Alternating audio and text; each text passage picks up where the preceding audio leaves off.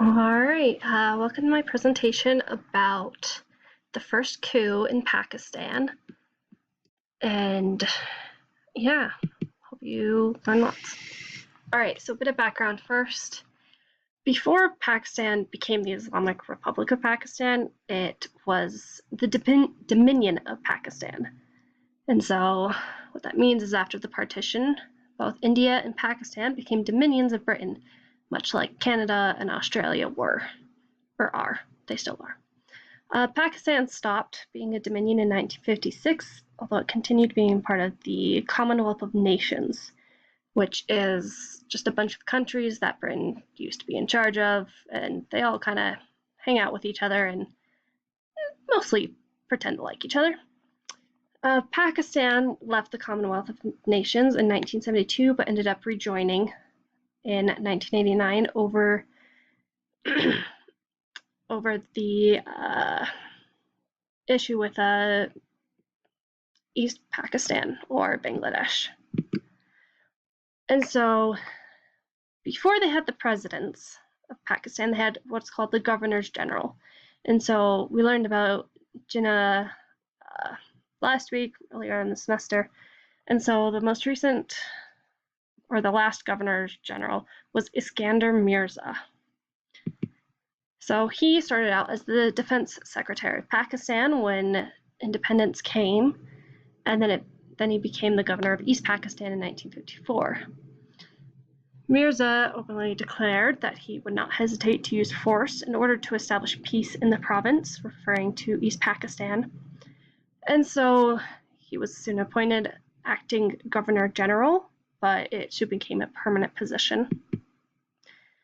And so when Pakistan first left the Commonwealth of Nations as a dominion, Mirza became the first president.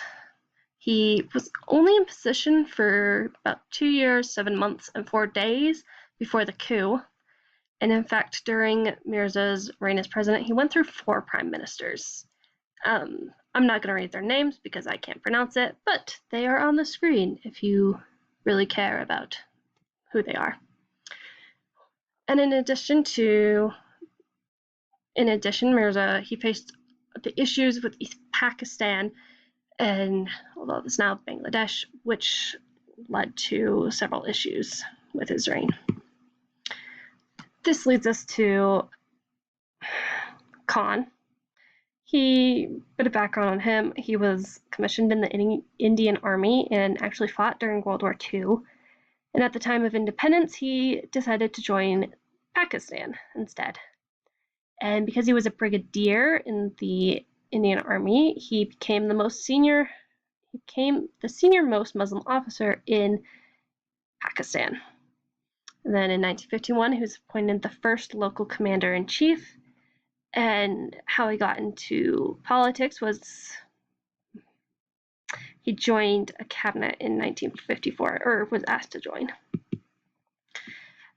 And so in 1958, Mirza created the martial law, and that's where the gift comes in, and it was meant to act as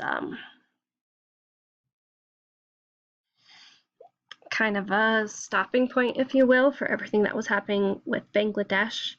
Mirza, he got rid of the constitution, he did the martial law, and so that way because the constitution gave too much power to his enemies, he claimed. And so the idea was that they would have a kind of planned takeover, but it didn't quite happen that way.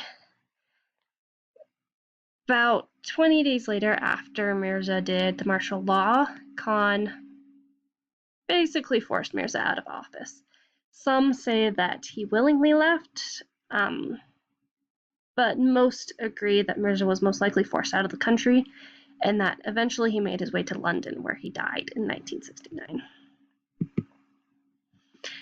And so Khan, once he became the president, he claims that the only alternative response to martial law was chaos and collapse. So instead of ending the martial law within a couple days or a couple months, he kept it going for a while.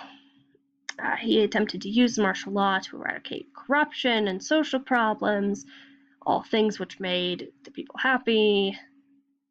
But that didn't last forever.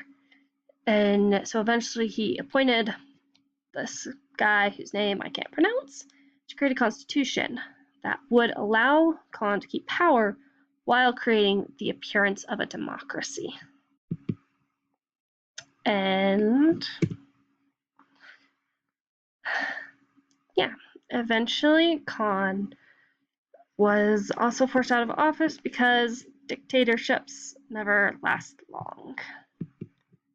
And here's my references, and I hope you enjoyed. Thanks.